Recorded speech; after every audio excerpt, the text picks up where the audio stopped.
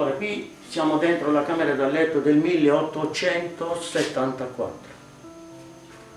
Abbiamo un letto in ciliegio di cui è perfetto non a usarlo. La biancheria, quella che abbiamo trovato nel tavolo in cucina, la ritroviamo qua con le iniziali di nonna Cardia. Bene, abbiamo su brazzolo, di quanto che sono qua, su brazzolo con la bambola con una vestina. Potrebbe essere una bambina anche questa, se no dovrebbe essere di battesimo questo. Abbiamo un Cristo che si parla di miracoloso, perché proviene da un rifugio, che non sappiamo sia rifugio privato oppure non sappiamo. E si parla di un miracolato perché questa casa o rifugio che fosse è crollato in seguito allo spezzonamento e il santo non ha riportato un granchio, niente, senza tutti gli altri, ci sono stati morti, feriti e lui niente, rimasto intero. E dentro c'è una reliquia, ciò che ci raccomandano chi ce l'ha fatto avere, dice non togliete mai ciò che c'è dentro, perché scuotendolo un po' si sente un rumore dentro, se sia un anello, un qualcosa di leggero. Sant'Antonio di Padova, in legno, pesa una quarantina di chili, è un pezzo unico, salvo le mani e i piedi, tutto l'altro è un pezzo unico, non sappiamo se è ginepro oppure olivastro. Questo è il comò con la zampa da leone, la Madonnina che è provenuta qua insieme a tutto questo mobilio, una Madonnina molto molto antica, un candelabro lo stesso molto antico, e anche questo sono delle lucernai che sicuramente utilizzavano, nonna li aveva e qui sono.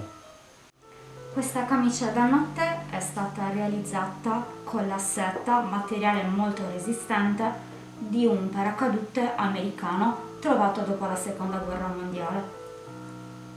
Allora, abbiamo un portapettine che è stato realizzato da una coda di cavallo e così si usava in tempi indietro. Esiste una frase che contraddistingue questa casa. Quando si varca il portone di questa abitazione è come se il tempo si fermasse. Questo luogo comunque siamo riusciti nel nostro piccolo, attraverso tanti sforzi, sia economici sia anche in termini di tempo, a far sì che ogni persona che attraversa la soglia della nostra abitazione è come se ritornasse indietro di 100 anni o per le nuove generazioni scoprire un mondo a loro sconosciuto.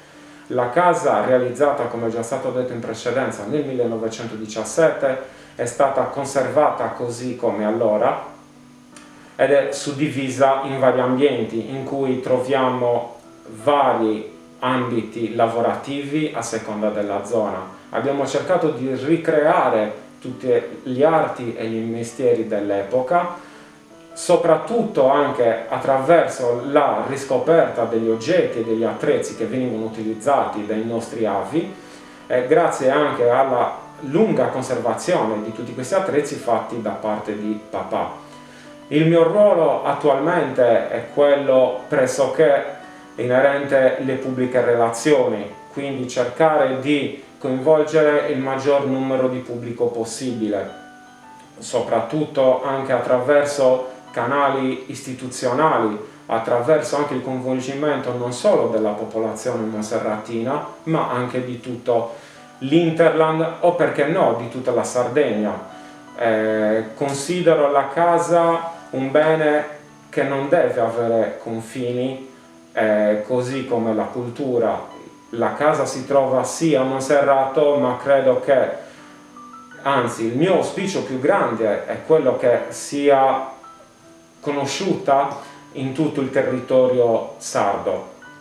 Concludo ancora una volta ringraziando gli amici che hanno dato una mano a far sì che questo video potesse essere reso disponibile per tutte le persone che avranno il piacere, la curiosità di guardarlo e speriamo il prima possibile di poter riaprire le porte al pubblico.